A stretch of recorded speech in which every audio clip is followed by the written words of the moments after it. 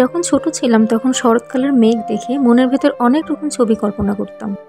কখনো মনে হতো কোনো মানুষের আকৃতি ভেসে যাচ্ছে, কখনো হাতি ঘোড়া নিজের মতো কল্পনা করে নিতাম।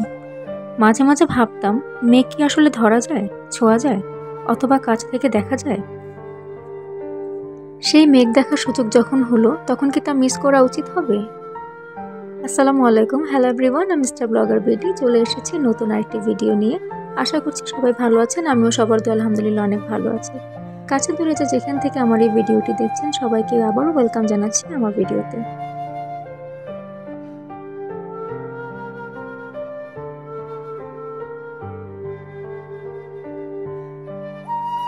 পাহাড়, সমুদ্র, সবুজে ঘেরা প্রকৃতি পছন্দ করেন না এমন মানুষ খুবই রেয়ার। আমাদের এই দূরপাল্লার শহরের ব্যস্ত জীবন থেকে কিছুটা স্বস্তি আনতে আমরা বেরিয়ে পড়ি পাহাড় কিংবা সমুদ্র বিলাসে। প্রাকৃতিক সৌন্দর্যের একটা বড় অংশ হচ্ছে পাহাড় পর্বত। মানুষ বাস্তবতার ক্লান্তি ঘোচাতে প্রকৃতির দিকে ছুটে যায়। প্রকৃতির সৌন্দর্য যে একবার উপভোগ করেছে সে এর মায়া কাটাতে পারে না। আজকে পাহাড়ে আমাদের দ্বিতীয় দিন, যদিও আজকে আমরা এখান থেকে চলে যাব। আর কখনো আসা হবে কিনা কিংবা আর কখনো প্রকৃতিকে এইভাবে কাছ থেকে দেখতে পারবো কিনা সেটা জানি না। তাই আমি প্রকৃতিকে এক্সপ্লোর করার একটি সুযোগও মিস করিনি।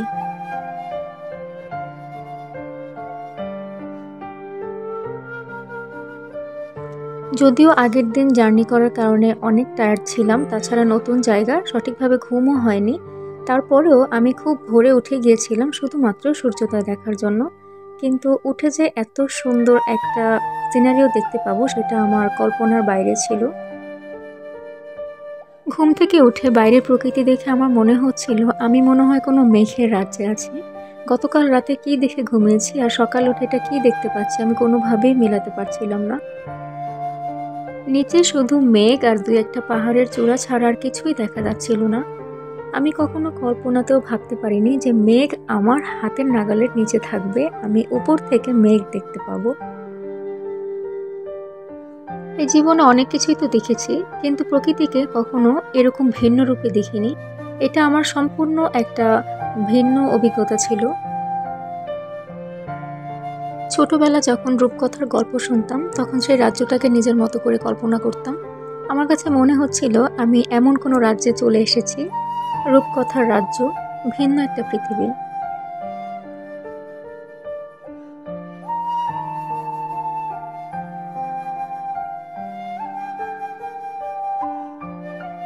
সূর্যোদয় দেখার পর কফি খেতে খেতে আরও কিছুক্ষণ সেখানে বসেছিলাম, কারণ প্রচণ্ড রকমের ঠান্ডা ছিল আর বাতাস ছিল। যদিও বাচ্চারা তখন ঘুমাচ্ছিল, ভাবলাম যে ওরা ঘুমিয়ে থাকতে থাকতে আর একটু ঘুরে দেখে আসি, কারণ বাচ্চাদেরকে নিয়ে পাহাড়ে হাঁটাহাঁটি করাটা যদিও একটু রিস্ক হয়ে যায়। দুজন একটু একা ঘুরে আসি, একটু নিজেদের মতো সময় কাটিয়ে আসি।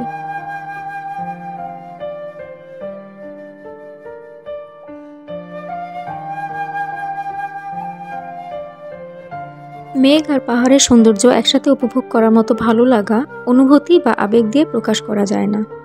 চারিদিকে পাহাড় আর পাহাড়ের উপর মেঘ, আমার পুরো জীবনটা হয়তো অপরিপূর্ণ থেকে যেত যদি না আমি আজ এই মেঘে ঢাকা পাহাড়ের সান্নিধ্যে আসতাম।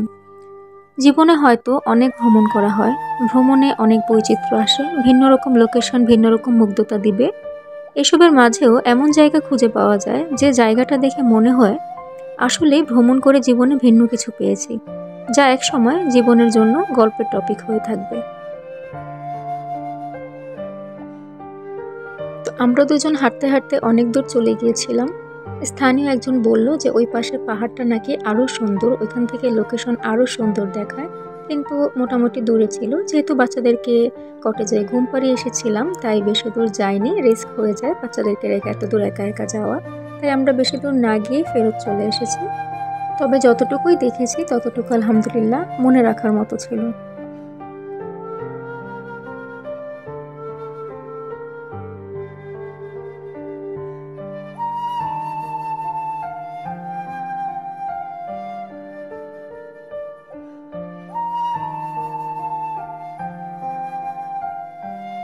তো ঘুরে এসে আমরা দেখলাম অলরেডি বাচ্চারা ঘুম থেকে উঠে গিয়েছে আর রিসোর্ট থেকেও আমাদের ব্রেকফাস্ট চলে এসেছে।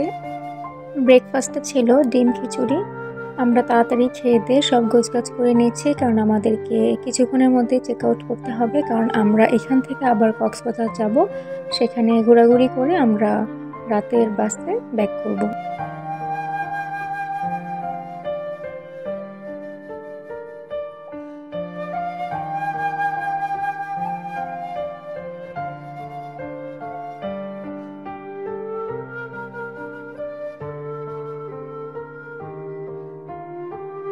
তো যাওয়ার আগে আরেকবার মন ভরে পাহাড়টা দেখে নিলাম, কিছু ছবি তুলে নিলাম স্মৃতি হিসেবে রাখার জন্য।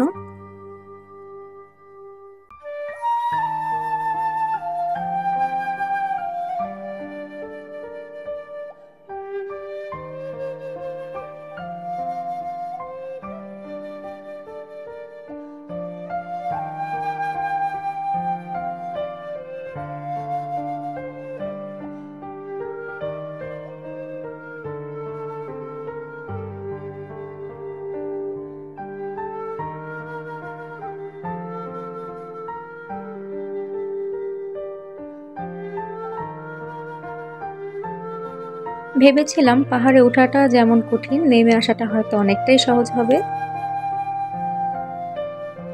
কিন্তু নামতে গিয়ে মনে হচ্ছিল পাহাড় ওঠা যতটা কঠিন ছিল, পাহাড় থেকে নামাটাও ততটাই কঠিন। কারণ যেহেতু এই রিসোর্টগুলো নতুন, এখানকার রাস্তাঘাটগুলো এখনও সেভাবে উন্নত হয়ে ওঠেনি, আর বাইক চলাচলের কারণে একটু বালি বালি হয়ে থাকার কারণে ওইখানে হাঁটাচলা করতে প্রবলেম হচ্ছিল। দেখা যাচ্ছে এক কদম নামতে গেলে 3 কদম সামনে চলে যাচ্ছি। এটা একটু রিস্ক ছিল ছোট বাচ্চা এবং ব্যাগ ট্যাগ নিয়ে নামা।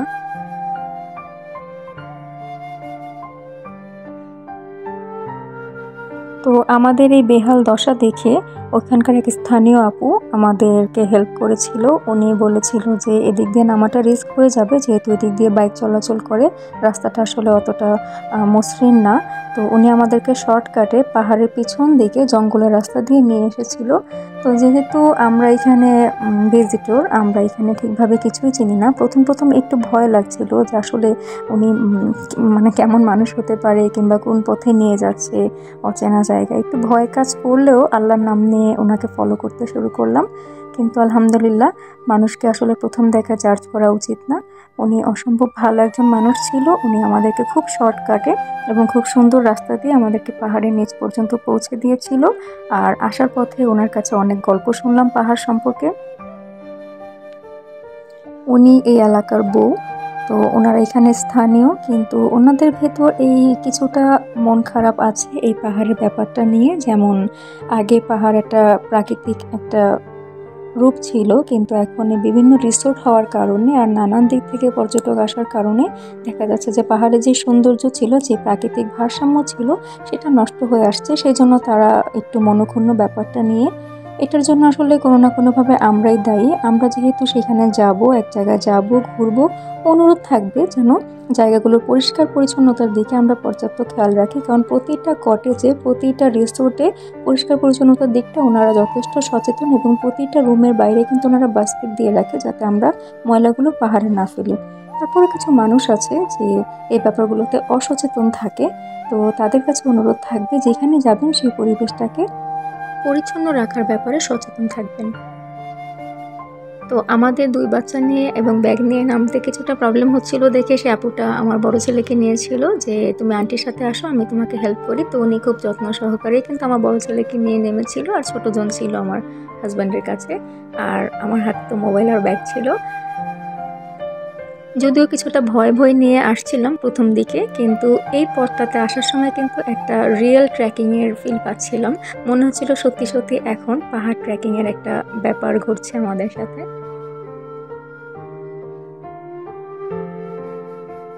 তো যাই হোক, খুব সুন্দরভাবে অল্প সময়ের মধ্যে এবং কম পরিশ্রমে আমরা কিন্তু পাহাড় থেকে নেমে এসেছি। খুব অল্প সময় লেগেছিল, উঠতে আমাদের যতটা সময় লেগেছিল নামতে কিন্তু আমাদের ততটা সময় লাগেনি। এই আপুটা আমাদেরকে ওনার বাড়ির মাঝখান দিয়ে মেন রোড পর্যন্ত পৌঁছে দিয়েছিল, তার জন্য তার প্রতি কৃতজ্ঞ থাকবো সবসময়।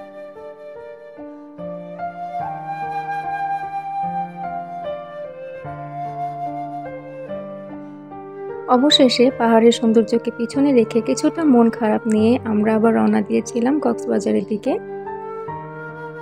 কারণ আমাদের আজকের মধ্যে ঢাকায় রওনা দিতে হবে। ইচ্ছা হচ্ছিল যদি আরও কিছুদিন এখানে থাকতে পারতাম তাহলে হয়তো ভালো লাগতো, কিন্তু যে কোনো জিনিসই অল্পতেই ভালো। সৌন্দর্য বেশি উপভোগ করতে গেলে হয়তো সেই সৌন্দর্যের গুরুত্বটা বজায় থাকে না।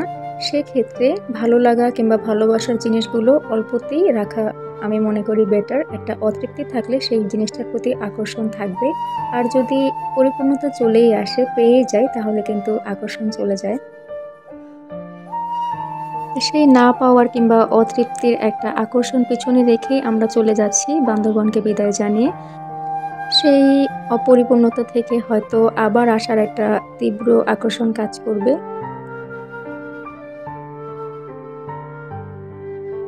সো এই ছিল আজকের মতো আমার বান্দরবনের শেষ ভিডিও। আশা করছি আপনাদের কাছে ভালো লেগে থাকবে, আর ভালো লেগে থাকলে অবশ্যই পাশে থাকবেন। আবার আসবো নতুন কোনো ভিডিও নিয়ে, নতুন কোনো টপিক নিয়ে। ততক্ষণ পর্যন্ত সবাই ভালো থাকবেন। সবার সার্বিক সুস্থতা কামনা করে আজকে ভিডিওটা আমি এখানেই শেষ করছি। আল্লাহ হাফেজ।